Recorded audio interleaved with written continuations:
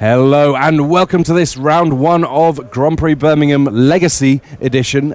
We are kicking things off here with Vladimir Arnauve and Jean-Christophe Pachon, both hailing from France, and we're going to get a chance to see the first little elements of this Legacy format. And we have our first invitational winner, Sylvan Safekeeper, getting played on turn one here by Arnauve, and a Thoughtseize from Pachon here. So we're going to get a chance to get an idea of what's going on from Arnauve.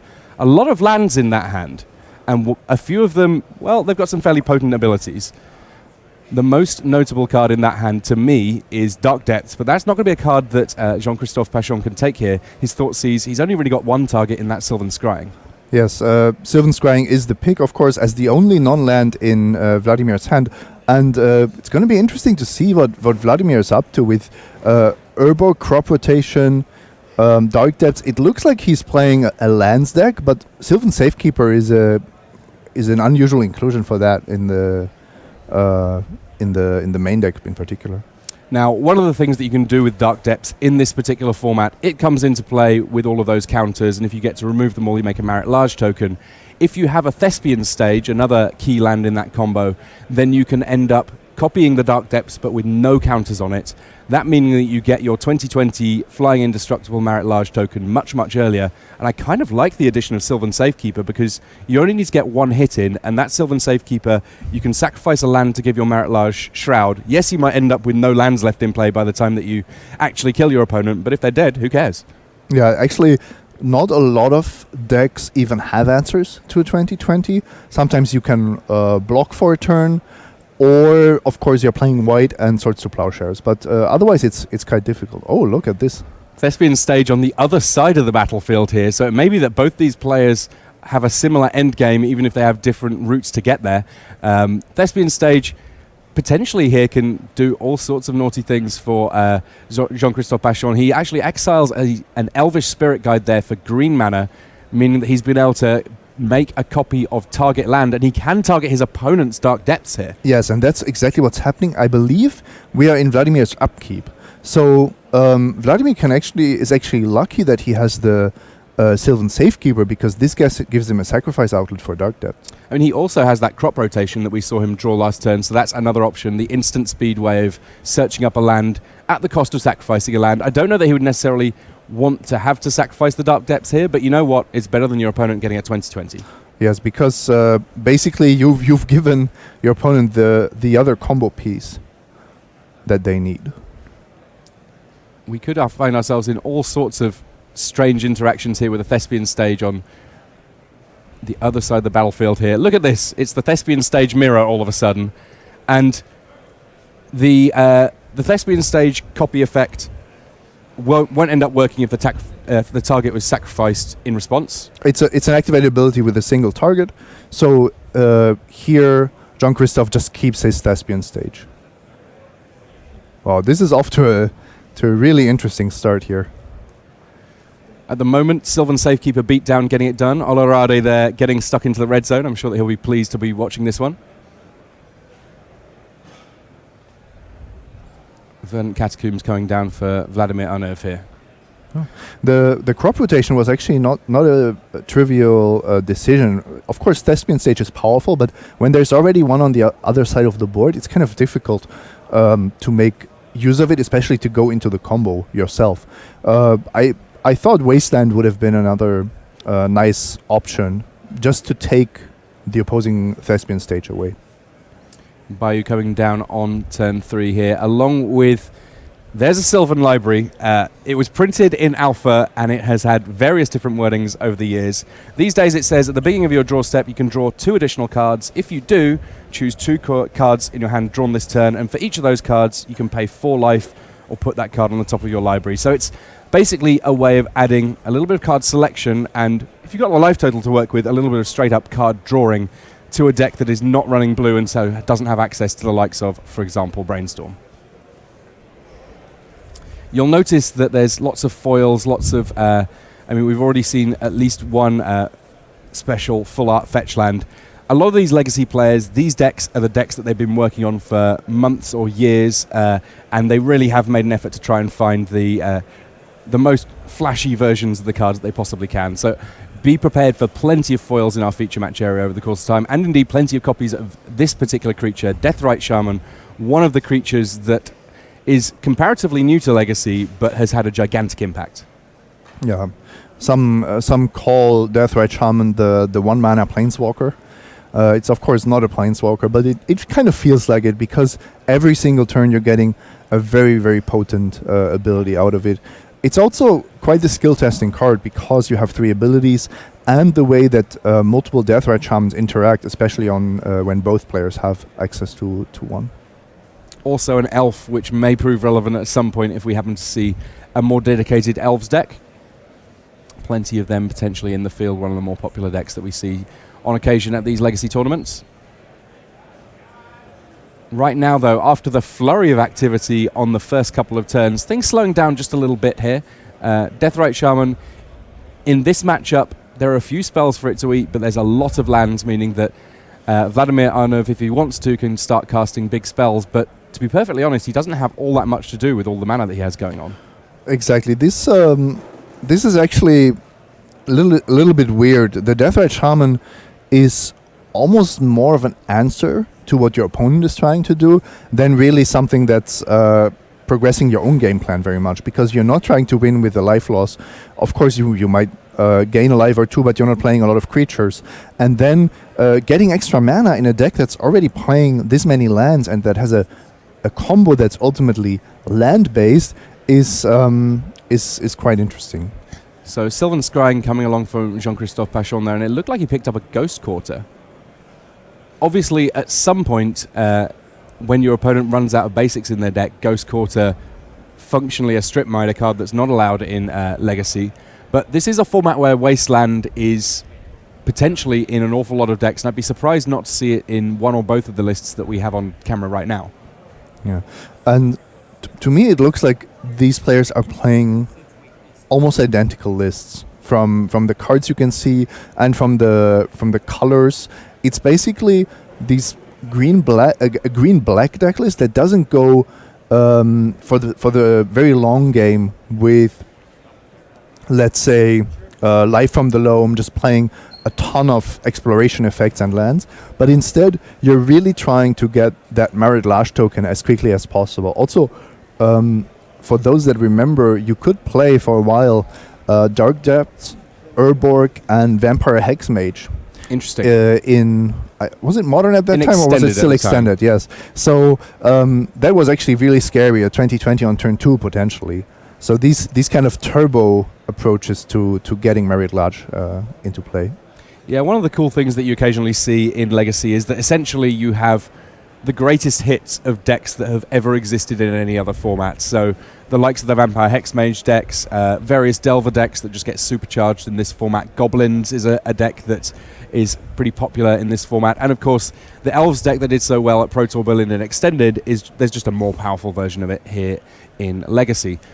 For now, the small creature beatdown versus Sylvan Library card drawing, I hesitate to say that the creature beatdown is winning here, because ultimately Jean-Christophe Pachon can draw a lot of cards, or at least have a lot of card selection here, and when there's so big a combo that can potentially go off at some point, that has to be a bit of a concern for Vladimir. Yes, I think it's pretty obvious that the lands are the key to this matchup, but the 3 creatures on Vladimir's side of the board are a nice insurance against the Sylvan Library. Otherwise, Jean-Christophe could just draw many more cards each turn. Well, 2 copies of Vampire Hexmage, the 2/1 first striker. That first strike might actually be quite important here, as well, I guess now that there's a Dark Depths in play, maybe not so much, but having a 2/1 first striker does mean that the attacks are getting blunted a little bit, and those Vampire Hexmages will be able to remove all the counters from Dark Depths at some point.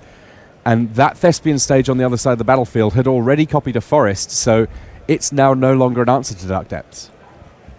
Well, it retains the copy effect, so it can still copy Dark Depths, but that's why Jean-Christophe played 2 Vampire Hexmages, so that he can threaten the combo twice.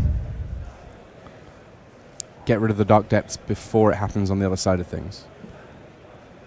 Upkeep activation, remove all counters from target permanent, and Vladimir has to respond here, otherwise Jean-Christophe gets a Marit Lash into play.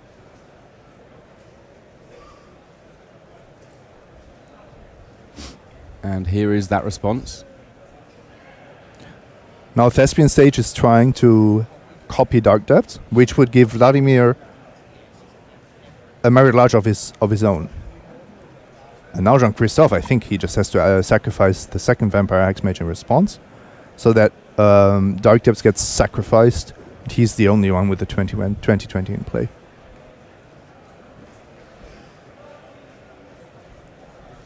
You can see how important Urbok was as well. Actually, also provided by Vladimir on this board. Yeah, there's been a strange sort of mutual set of goals being worked toward in this game. Vladimir has provided Jean-Christophe with quite a bit of help here.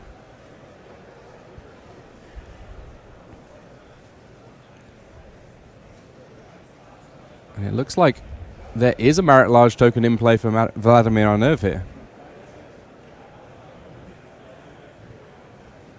Maybe Jean-Christophe Pachon here feels like he has an answer to his opponent's 2020. So one card you see in Vladimir's hand is Sigiri Step, which can give a creature protection from a color of your choice. And of course, when you have a 2020, you can make it unblockable if you give it protection from black on this board state. Maybe that's what Jean-Christophe is looking to do. I'm still kind of surprised that he allowed his opponent the 2020 when that's kind of the main goal you have in this matchup.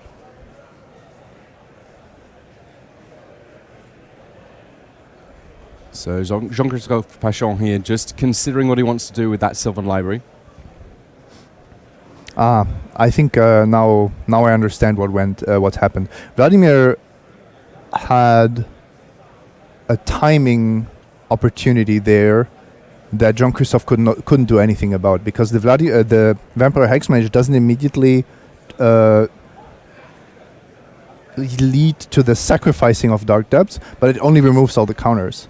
So that means then the Dark Depths trigger goes on the stack, and you can't sacrifice the second Hexmage to re-trigger it. So that was my mistake. And this is a great example of these legacy players really knowing the details of the timings of the effects involved. Obviously, in this matchup, conveniently, these are always going to be the cards that you know the best because you're playing them too.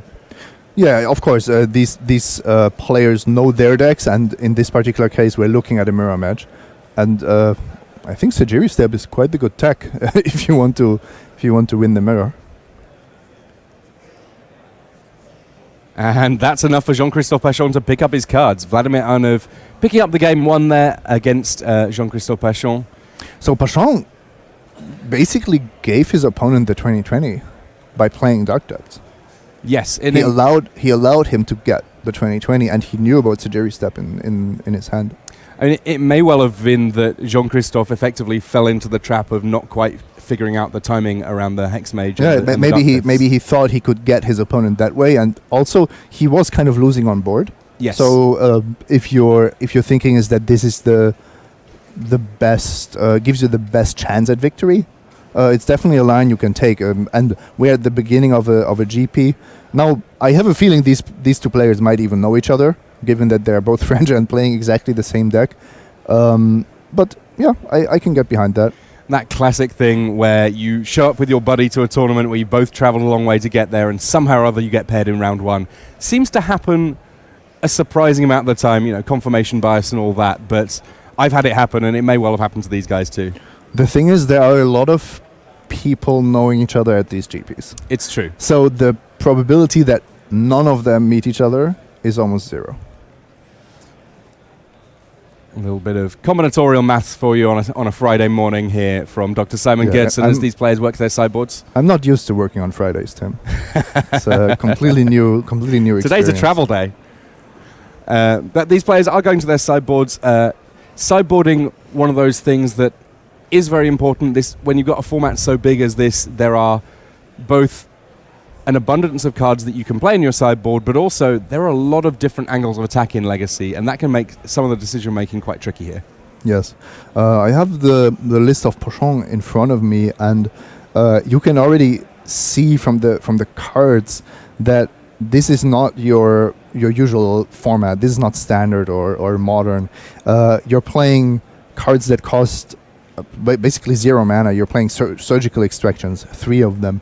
Then you're playing a lot of cards to make your Merit Large, to turn your Merit Large token into a one-shot combo. So you're using cards like Rite of Consumption to sacrifice it, and then that can play around Swords to Plowshares, for example. Or maybe Maze of Ith or something that means that you couldn't reasonably attack. Or just give you one more turn effectively against combo decks. If you're playing against Storm combo, you can't always wait for Summoning Sickness to wear off. And I guess there's also cards like Caracas, because the token itself is a legendary creature, and so if Caracas is on the battlefield, then sometimes you might struggle to win in regular fashion, whereas if your opponent happens to tap out briefly for Caracas, you've got enough time to sacrifice to Rite of Consumption, but not enough time to get an attack in. Yes, and this is actually something that's not a big problem for the lands deck that plays with Exploration and Life from the Loam, because it has the backup plan of wastelanding all the opponent's lands anyway. However, this Turbo Depth deck is more streamlined. It doesn't have the same amount of land hate. You have to play something like Pithing Needle instead. So these players just shuffling up here after they complete their last little bits of sideboarding. At least for this matchup, they have to both sit down and go, well, I've got a pretty fair idea of what my opponent's got going on, and so I can't imagine that the sideboarding for this one is too terribly tough, though it may be that one player is slightly better prepared for this mirror than the other. Meanwhile, we will have occasions that happen over the course of this weekend, I'm sure, where just due to the sheer number of volume of decks in this format, someone brings something along that's a little bit crazy, and the opponent literally has to think on their feet to find a way out. And as will we.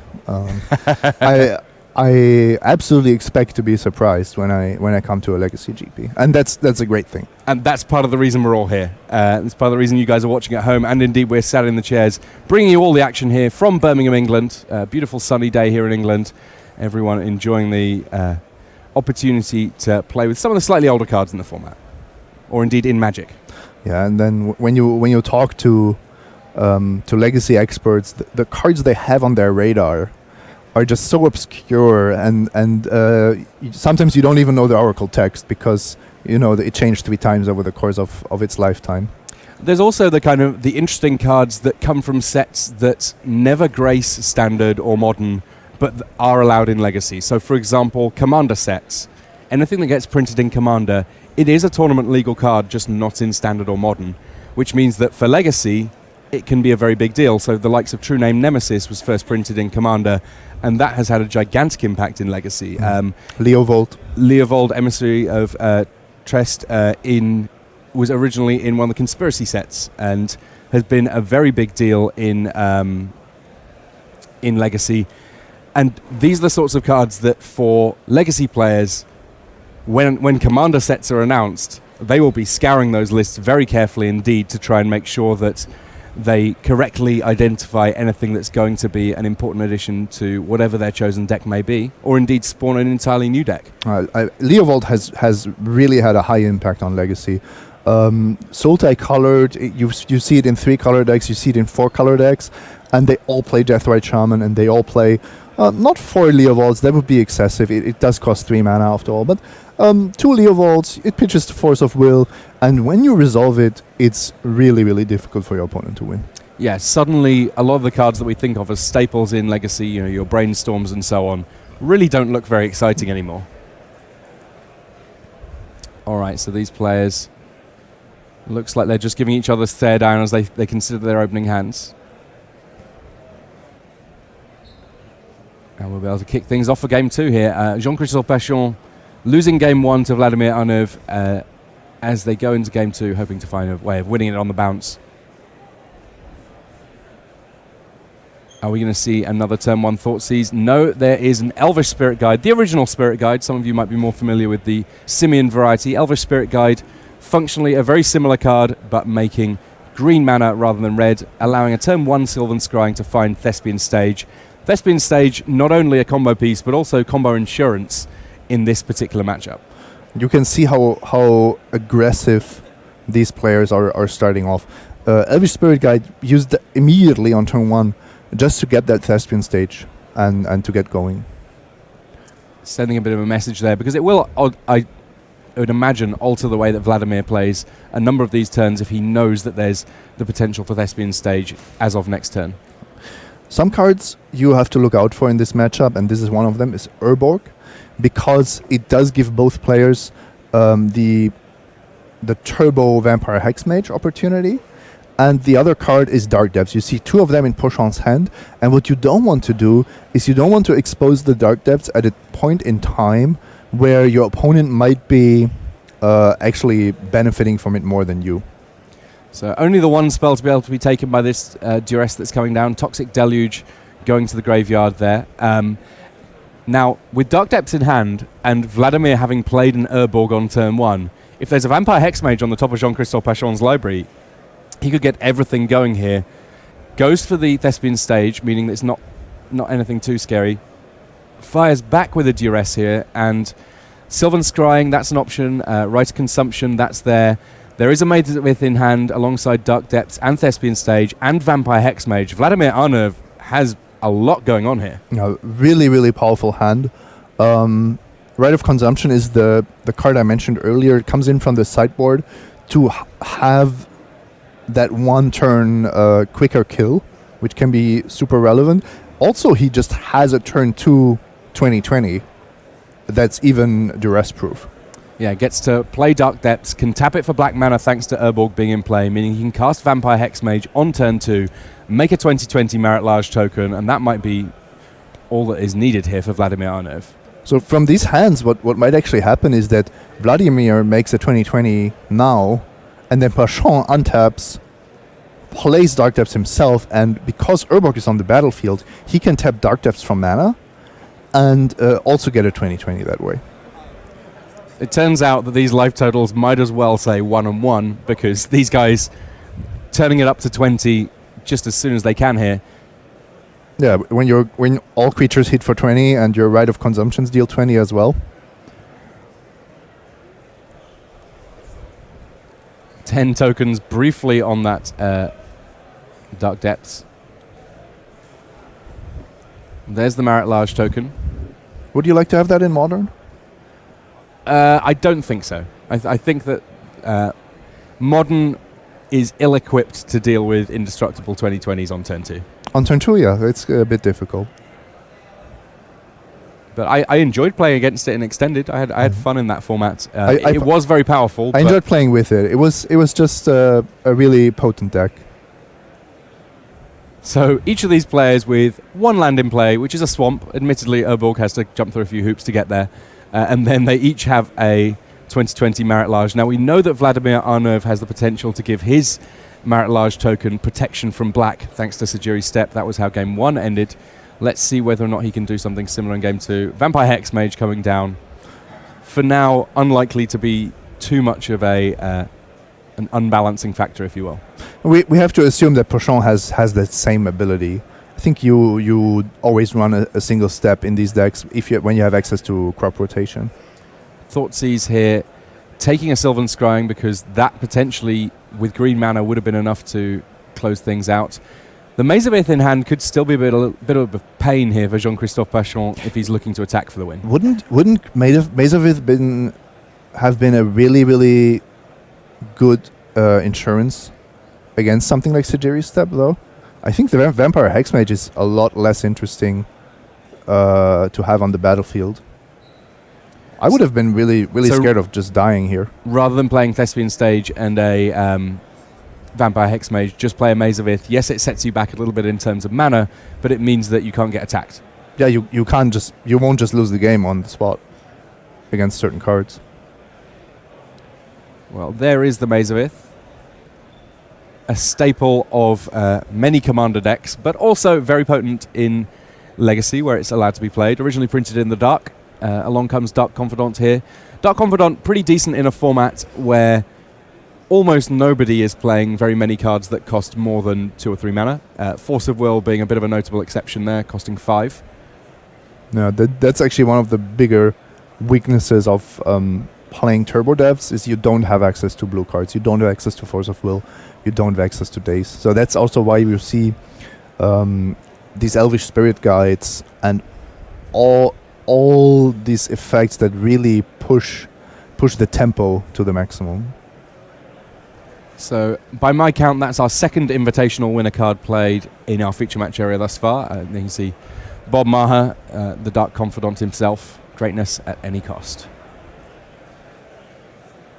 Reveal the top card. 2 damage there from, or 2 life loss, should I say, from Dark Confidant as Sylvan Scrying revealed. And a masterpiece picked up. Couldn't quite make out what that one was.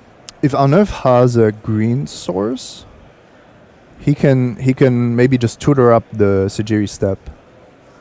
It will take him a little bit of time, but that is a route to victory. I mean, there's also the potential he can tutor up Caracas to deal with not just the one Merit Large, but any future ones that come along. Yeah, that's probably even better. Most likely, both of these win the game. The extra Vampire Hex Mage not being played there. Caracas, originally printed in Legends. Very, very potent indeed at dealing with legendary creatures. For those of you thinking about playing it in Commander, it is errated, so you can't bounce your opponent's commanders with it, because they decided that wouldn't be very much fun.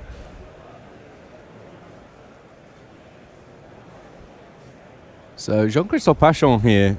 Game 1 was a little bit tricky for him. I feel like Game 2 is kind of going the same way, as they're in a very similar situation, but Arnev this time has the card drawing. Yeah, but I mean, now it was Pachon's turn again, and I think he was close to winning as well. We don't see his hand, unfortunately, but it's really a single card that turns this game around. You can win on the spot if you draw the right land or the way to search for it. Until now, Pachon was the only one with green mana as well. So I would say it was a very even game up to this point. And if you missed it, Thespian Stage just tried to copy Verdant Catacombs.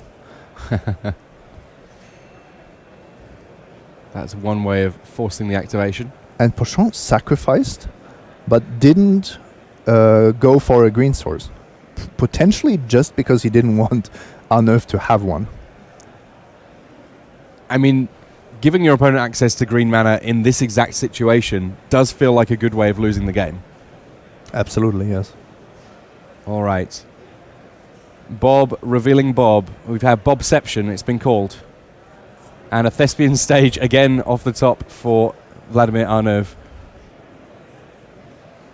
Frustrating position for Arnev here. So close to being able to find a way of eking through that damage. Has not yet succeeded. Yeah, but at the same time, he's also not really risking much here. There are a few cards that could kill him. But like you said, he has the card drawing, so if the game continues, it should actually favor him. Double Dark Confidant. Not too much to worry here. If he's taking damage, he's probably taking it in chunks of 20. So he might as well get a little bit of extra card drawing going on here. So many live draws for him to be able to get through this. The masterpiece in Arnev's hand could be a Pithing Needle. I'm not sure about the art, but that's definitely a card that has been printed in that frame. So Sylvan Library and Dark Depths off the top from the 2 copies of Dark Confidant, and a Bitter Blossom picked up there by Vladimir Arnev. Bitter Blossom, another card that's pretty solid against a Merit Large token, giving you an endless stream of blockers. Yes, it's going to cost you life, so I guess that the stream does end at some point when your game ends, but with that amount of time, I would expect that Vladimir Arnev can find a way of getting through here.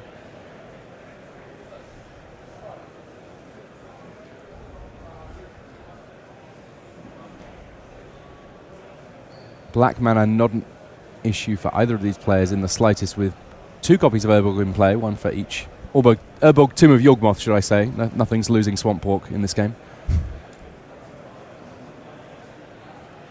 Bitter Blossom coming down here. Lots of fairies for Vladimir Arnev in his future. Vladimir might actually start attacking at some point. It's not completely out of the question. I mean, at some point he may find that with 3 different ways of losing life on the battlefield at the same time, that he's a little bit afraid of losing to his own damage sources. Lotus Petal coming down here from Pachon. That's part of the reason we're calling this Turbo Depths, is that there are these additional ways of generating mana. So Pachon has a green source, but still doesn't do anything. Of course, he's also playing against Mazavith, so even if he has one way to push his Merit Lash through, he would still have this problem. Well, he's now playing against 2 copies of Mazavith, as an extra copy of Thespian Stage has decided to copy that Mazavith. That essentially insurance against removal coming from the other side of things for his lands. I think that's a foil Marsh Casualties picked up. Not very relevant on this board, but imagine if Pachon had a kicked, or just an unkicked Marsh Casualties, our nervous board would be reduced to just the Merit Lash. All right, some big attacks here.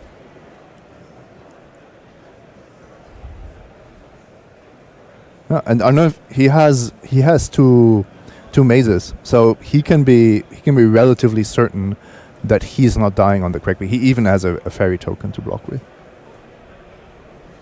Let me count the ways, says Vladimir Arnav as he swings in with all of his creatures.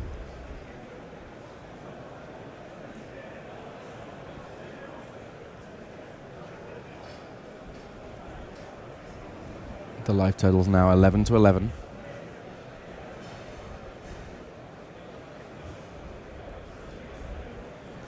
For turbo decks, neither of these decks have necessarily shown off all of the turbo features they might have, but you know what?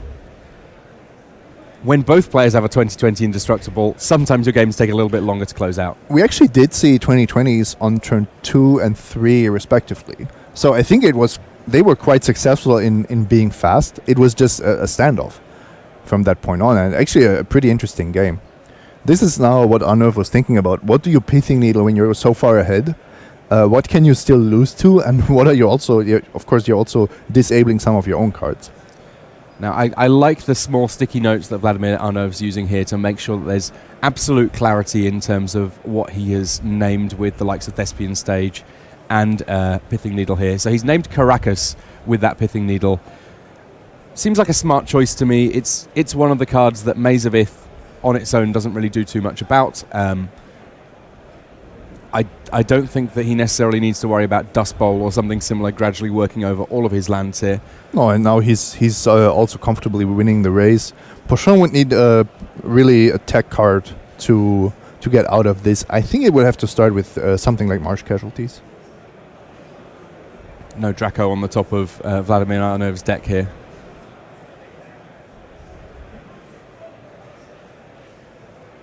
Just hope that Arnav takes 10 from the confidence. Yeah, it could happen. I mean, I don't know if it could happen with Arnav's list, but... there are magic cards. There certainly are. 2 lands off the top, though. Those Dark Confidants treating out Vladimir Arnav comparatively well. I mean, true, not finding him ways of just attacking for the win immediately, but certainly doing good work. Also now, with the green source, Arnav took his own ability away of actually getting Caracas online, but he has more than enough ways to make sure that he doesn't die while winning the race at the same time. Sylvan Safekeeper coming along. Can't attack this turn. Getting a little bit trigger happy there. Maybe Vladimir Arnav as he attacks in. Yeah, I think there was more like a physical mistake of just grabbing all your creatures at the same time. And at the end of combat, using one of his 2 Mazaviths to untap his Merit Large token.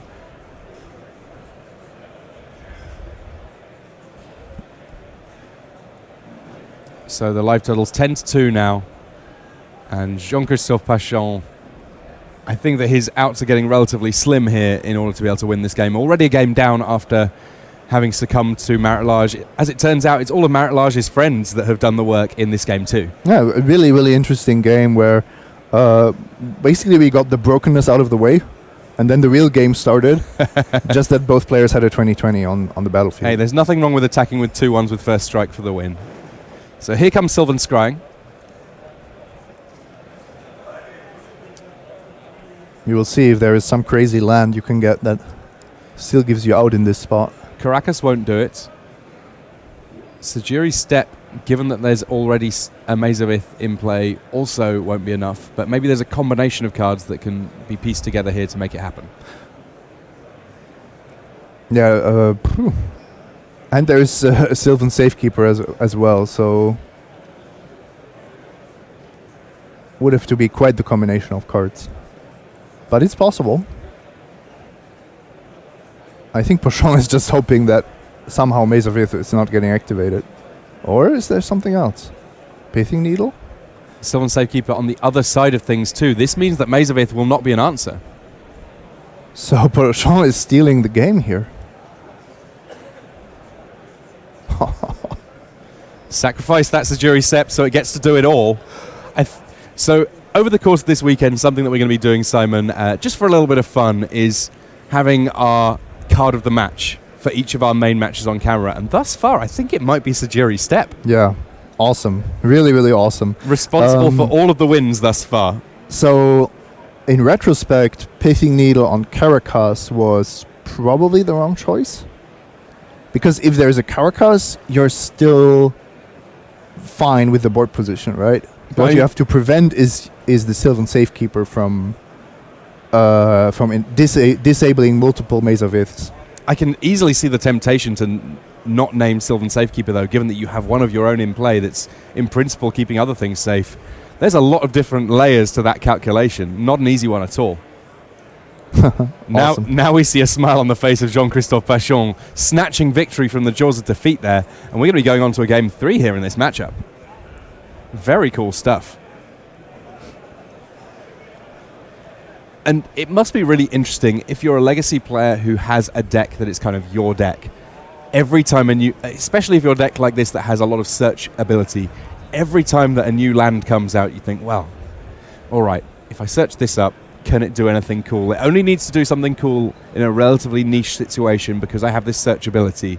But I mean, Sajiri Sept on the face of things does not look like a Legacy powerhouse card. It's not the likes of your Caracas or Maze of Ith or sort of obvious inclusions in every list, but in this list specifically, it seems to be doing very good work. These World Wake lands all have very minor abilities, but especially when you can get them out instant speed or tutor for them, they become a lot more valuable. And you see this also in decks with Knight of the Reliquary. Mm-hmm. In this deck, it's crop rotation. So giving your creatures protection from a color of your choice is amazing if you can do it instant speed, at will, and it can't be countered. So there was no way for Arneuf to really disrupt Pochon in giving Meritlash protection from black. I can't imagine that we're going to see too much sideboarding before our game 3 here. Each of these players, I can't imagine that what you choose to bring in changes very much on the play or the draw here. No, I don't think so. I think what game 2 did for both players is they have a better idea of the sideboarding plans of each other. So Pochon definitely knows that Arneuf is going for a heavy creature sideboard plan, and he will be aware of cards like Rite of Consumption. Now, how much he can really do about Rite of Consumption beyond happen to snag it with a key discard spell is unclear. I mean, another interesting bit, I suppose, with the likes of, say, Surgical Extraction. There are lots of combo decks that Surgical Extraction, if you've already got discard, you can very easily hit one of the key spells, then remove it, and Bob's your mother's brother, you're all sorted out. In this matchup, the combo can be 2 lands, at which point you can't hit them with a discard spell. If they end up in the graveyard, yes, you can grab them with Surgical Extraction, but getting them into the graveyard is just a little bit trickier. Yeah, Arneuf, I'm not sure if he's keeping. I think he was debating a little bit if he was happy enough with his hand. I saw a Deathrite Shaman and, of course, a bunch of lands. Looks like his hand is decent, but not spectacular. And Pochon is not happy with his. Well, we're definitely getting our money's worth here in our very first game of the tournament, our first match of the tournament, should I say. We will have plenty more Magic to bring you over the course of this weekend. Each time that we finish our main match, we'll potentially slip in a little bit of Time Walk Magic for you, bring you just a little bit more to see. And let's see whether or not Jean-Christophe Pachon can go to 6. I guess that given this is the sort of the turbo combo list, there is the potential that a good 6 can still just close out games very, very quickly indeed. If you get your combo, it doesn't really matter even if you've gone down to 5 because you've got your combo. Absolutely. And you're playing with Dark Confidence, so that's another way to recoup the card advantage. All right, so it's going to be Vladimir Arnev on the play here in our deciding game of 3. And we have seen a keep here for Jean-Christophe Pachon, who's just doing his scry. Likes the card he sees on top, leaves that, and lets his opponent kick things off with a Deathrite Shaman. Deathrite Shaman from a forest could signal an awful lot of decks in the Legacy format. Obviously, by the time you hit game 3, it's not too much of a surprise what's going on. Thespian Stage and 2 Lotus Petals, though. What else are we going to see here from Jean-Christophe? A very explosive start, but of course, multiple Lotus Petals are not the best when you want to play a long game. Whoa. Simian Spirit Guide, helping a Sylvan Library get cast. Interested to see those Lotus Petals get cast on the first turn if they weren't going to get cashed in. The potential now for a Pithing Needle from Vladimir Arnev could lock them in place. But Pithing Needle doesn't stop mana abilities, right? It's only yes, sorry, I'm only thinking of Phyrexian negating. Yeah. So Phyrexian...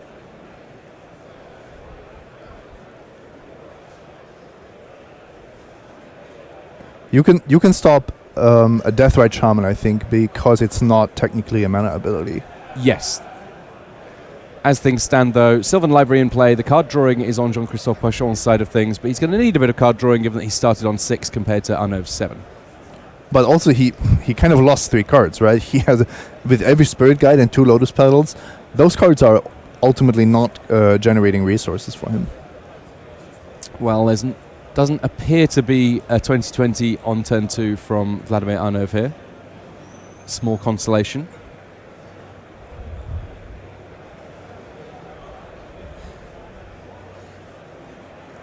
I like Sylvan Library just because of the decision making. It requires, it's similar to Brainstorm, but this for life is a really significant cost when you're deciding how many cards to keep. And it's one of those cards that has remained relevant for essentially the entire history of Magic. And I vividly remember the moment that Brian David Marshall said that he first got into drafting was he did a draft with Richard Garfield, who took Sylvan Library, cast it, immediately paid 8 life to draw cards, and it was as if all of a sudden BDM's eyes were opened to quite how cool Magic can be, and that was a big turning point for him. All right, Verdant Catacombs here, getting cracked by Vladimir Arnev. Thespian Stage already in play for Jean-Christophe Pachon, and with those 2 Lotus Petals in play, plenty going on here. Pithing Needle coming down, prompting Verdant Catacombs to get cracked. No. Actually, that's now a good reason to have those Lotus Petals in hand. Always threatening a Thespian Stage activation. 2 mana to activate.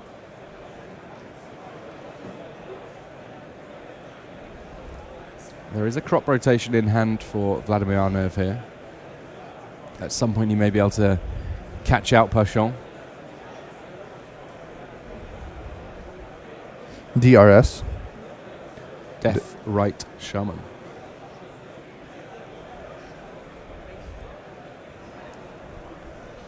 So now we've just got a 1-2 for 1 in play, which is still not a terrible rate. There are worse creatures than that. Rime Dryad is a worse 1-2 for 1, if you want to go really deep. Thespian Stage coming down for Vladimir Arnev here. Keeping his mana available to use it. Kind of a staring contest that we have going on here, at least for now. But crop rotation is an instant, meaning that there's the potential for things to go from 0 to hero for Vladimir Arnev very quickly indeed. He's one Urborg away of comboing this turn, but of course he has to be careful with Pachon also having access to Thespian Stage.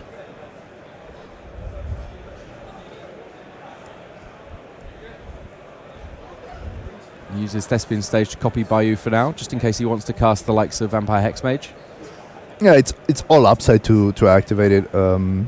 just to improve its mana making abilities, but it's not really a strategically relevant play.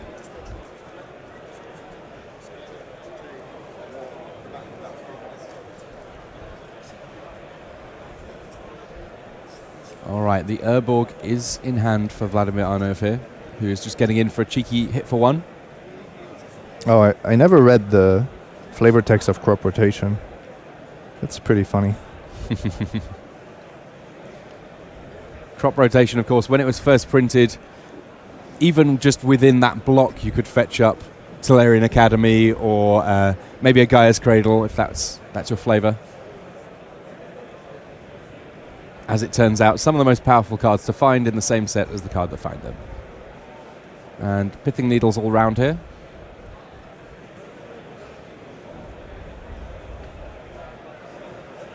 Oh, or not. Just shaking the rust off here in the early stage of this GP here in Birmingham. Tim Willoughby here with Pro Tour winner Simon Gertzen. Jean-Christophe here saying he tapped his land and he put a Pithing Needle onto the battlefield. I'm with Pochon here. I think that was clearly a cast Pithing Needle and not some clerical error or something like that. Of course, you can ask your opponent if you can take it back, but from a technical perspective, it was clearly a cast spell.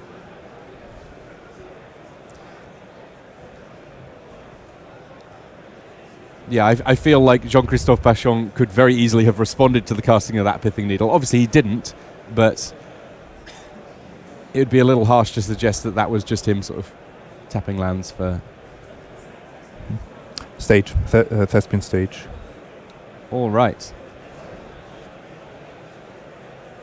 Verdant Cascoon's getting cracked here.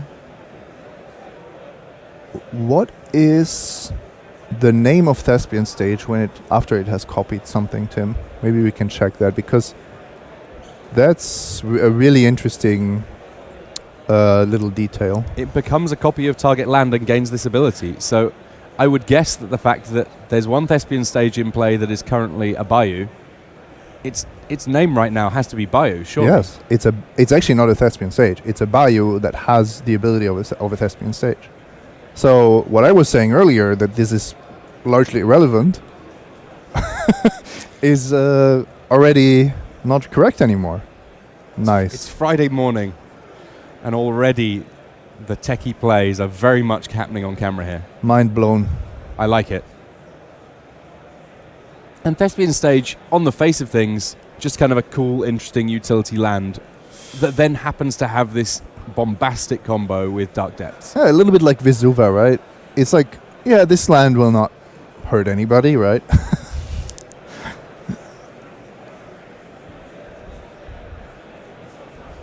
So Jean-Christophe Pachon here looking on. There is Vesuva, the original way of copying lands. Duress coming from Pachon.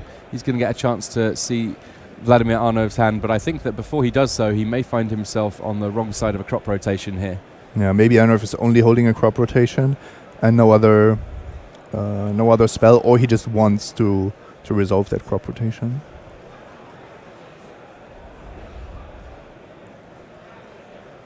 Pochon has been quite conservative with Sylvan Library. I would have expected this matchup to be revolving around so few key cards that you would just go very aggressively for extra cards. So fetches up the Dark Depths here. Puts that one straight onto the battlefield. It'll have 10 counters on it, at least for now. And then Pachon will get a chance to see what's going on in Vladimir Arnov's hand here. Mazavith and Urborg, Tomb of Yawgmoth. Nothing to take with that Duress. Duress, one of those funny cards in this matchup because it does have the potential to swing and miss, but still worth playing because when it hits, almost everything it's hitting is pretty important. We haven't seen a single Mazavith from Pochon, and I don't see one in his list. So I think Arnov might just have the better version, the better list for the mirror match. Vampire Hexmage coming down here. And another Dark Depths in hand.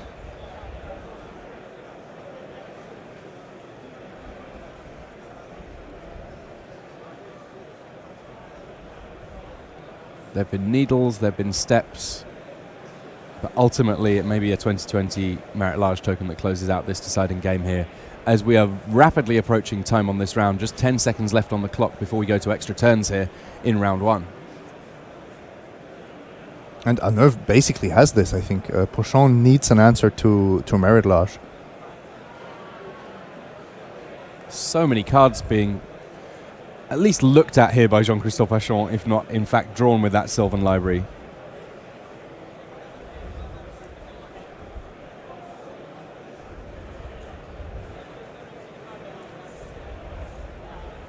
At this stage in the game, is there a certain fear in pulling the trigger for Vladimir Arnev that Jean-Christophe has kind of been sat back on a lot of card selection for so long that surely he must have a crop rotation or similar to get out of this situation? Yes, but at the same time, your deck doesn't really do anything else. You want to make that 2020 anyway. Are you going to wait until you have Pithing Needles on all the possible answers? That doesn't sound very realistic to me. Okay, sure, if there's a Carcass, but you have a Sylvan Safekeeper, that's not really a concern. I think you just go for it. Oh, that's a mighty play. Anytime you see a Spirit Guide cast, it doesn't matter if it's a Sibian Spirit Guide in Modern, Elvish Spirit Guide in Legacy, tends not to be a great sign for the person casting it, in my experience. You know, we have these statistics about like when cards get cast, how they correlate to wins, and that has to be one of the worst cards to see. So here we see the activation of Bayou with a Thespian Stage ability, and it looks like Jean-Christophe Pochon here is just double-checking that he understands how the rules around this work, because it may be that this was a play that he simply didn't see coming. Beautiful. This is a really beautiful touch by Arnev. Copying Bayou, needling Thespian Stage, and still going for the combo anyway. Fantastic stuff. Absolutely top quality Magic that we're seeing here in this very first round of Grand Prix Birmingham. Yes, we saw a Turbo Depths mirror, but trust me, this format has plenty more different decks in the format than that. And Simon, I'm going to put the question to you. What was your card of the match for that one? For me, it was Sajiri Step. I think without it, both players would have had difficulty winning, especially game 1 and 2. Lovely stuff. We will be back with more Magic for you soon enough. But first, these messages.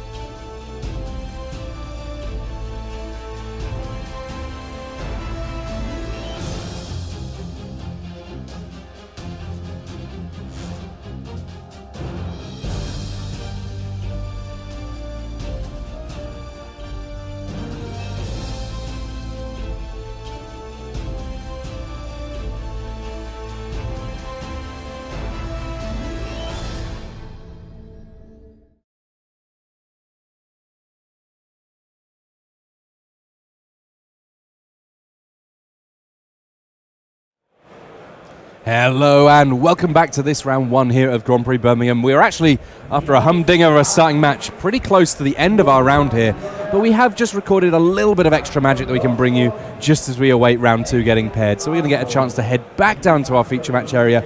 We're actually going to catch a match that's already in progress. We're not going to start at the very beginning because we don't think we're going to be able to bring you the full match in its entirety, but we figure that a little bit more legacy couldn't hurt. So let's head back down to our feature match area now for some more magic. Here we've got Claudio Bonani on Miracles up against Ed Bredy on Infect. And you know what? If Infect is a fast deck in Modern, in Legacy, this is the kind of deck that could actually close out an entire game in mere minutes. Yeah, it can be super fast, but at the same time, you can't just go all in against most of the decks in Legacy. Of course, you have a tremendous matchup against the other all-in combo decks, but against something like Miracles with counter magic, with Race to remove your creatures, instant speed, and sorcery speed, of course, it's a bit more tricky. Ponder getting cast on turn one here for Claudio Bonani. This is the one format where you get to play a full 4 copies of Ponder. And in this instance, Bonani electing to shuffle before drawing his card. There is a Force of Will in hand for Bonani, so the shield's up a little bit for him, facing down against an Inkmoth Nexus and now a Pendlehaven from the other side of the battlefield for Ed Bredy. If it's only an attack for 1, that's just fine. Yeah, at the same time, it's kind of important to get those little hits in, this chip poison damage, because then a single spell is already threatening lethal. You don't have to really go all in on your creature. I think Ed Bredy's hand is actually tremendous for playing against control. Yeah, I mean, this is not necessarily the matchup where you cast Invigorate, and hope that it all works out in one big attack. If you can just get 10 little chips in, that works just as well. Or in this case, potentially gets to attack in for 2 in the air thanks to the Exalted on this. Yeah, and what if Claudia is already forced to use a removal spell on a Nexus here? First Brainstorm of the weekend. Brainstorm, very powerful card. Draw 3 cards, put 2 cards back. On the face of things, I suppose it looks like all you're getting is going at parity, because obviously you're spending 1 card to draw 3 and put 2 back. But explain to us quite why it's just so powerful in this format. The main reason is fetch lands. What you do with a Brainstorm is you filter your hand. You really are looking for the most impactful cards in the matchup, and whatever you don't want at the moment, you just shuffle away with your fetch lands. That's why when you watch experienced Legacy players, you will almost never, only in the rarest of circumstances, you will see them cast a Brainstorm without having an ability to immediately manipulate their library. Big play here coming from Claudio Bonani. Gets a Blood Moon down, that the original from the dark, and with 1 Plains and 1 Island in play, it's not really costing him too much. And it's forcing a Force of Will on the other side of the table from Ed Bredy's Infect deck. Daze coming along on the other side of things, returning an island to hand to be able to force spike that Force of Will. Considering these guys were tapped out, that was a lot of spells. Yeah, and that was a crushing turn from Bonani. He's already up a game. He's at 3 poison, but now he has Ed Bredy on a Noble Hierarch and 3 mountains. And Ed Bredy also traded 2 cards from his hand against a single Daze. That could already be the winning play of the game, actually. Yeah, this Miracles deck from Claudio Bonani, it's not necessarily looking to actually win games on the first few turns, but it is kind of one of the most important control decks in the format. In a true control sense, it's not necessarily saying, I'm going to get a Delver of Secrets down and ride it to victory. It's going to stop what you're doing and then at some point find a way of winning the game. And as I was saying, the lands that Bredy started off with were a really potent source or really potent threats against control. Blood Moon just destroys that. So Engineered Explosives for 1, that meaning that there's now the potential for Claudio Bonani to stop the 1 source of green or blue mana for Ed Bredy. He's now probably drawing very thin in terms of colored mana sources that are going to be helpful to him here. Yeah, this is where you start thinking, if I concede now, I have time for coffee, maybe a restroom break, it's not so much fun to look at your 4 mountains and just play draw go against blue-white miracles. Now, the miracle mechanic getting a little bit more potent with the access to brainstorm and ponder. It means that you can manipulate what's on the top of your deck just a little bit more easily. Keep those terminuses in termini. I'm not quite sure how they pluralize. Terminus. In the right place at the right time. Right now, there's one in Claudio Bonanni's hand, but at some point, he can put it back with a brainstorm if he really decides that he needs it. As things stand, though, if I'm Bonanni here, I'm kind of just going, let's find a way of actually closing this game out. Yeah, you can stock up on Force of Will. That's going to be a very potent card. As long as your opponent doesn't find a basic, you're good, and there are not too many in the Infect deck. Now there is even Search for Ascanta. You don't want to flip it. It's not very good under Blood Moon. Terminus getting discarded there. Once it hits the point where the control deck is having to discard due to having too many cards in hand, very, very rough ask for the beatdown combo deck of Infect to find a way of getting things going. And I guess that Invigorate is a card that can get cast by Ed Bredy at some point without needing to worry about having appropriate mana. You can just work off the fact that you give your opponent lots of life. Do you need a forest in play, though? I think these cards usually have some kind of restriction. You do need to control a forest, and something like a tropical island will not qualify in this instance. Not under Blood Moon, no. But I'm actually a little bit surprised that Ed Bredy is deciding to discard the Glistener Elves, the one card he can cast if he top decks a forest. I have to assume that he's playing 2 basics in his deck. A portent here coming from Claudio Bonanni. Sometimes you have to look pretty hard to find the 1 mana cantrips. This one from Ice Age, it's very, very similar to Ponder. You're just drawing a card at the beginning of the next turn's upkeep.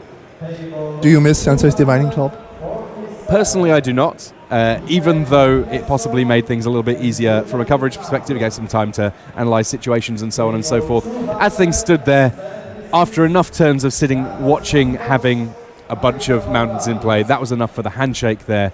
So we will see more of Miracles. I think that we knew we were going to see more of Miracles at some point in the weekend anyway. But that is the end of our round 1. Raf and Riley will be back with round 2 for you very shortly here from Grand Prix Birmingham. But first, these messages.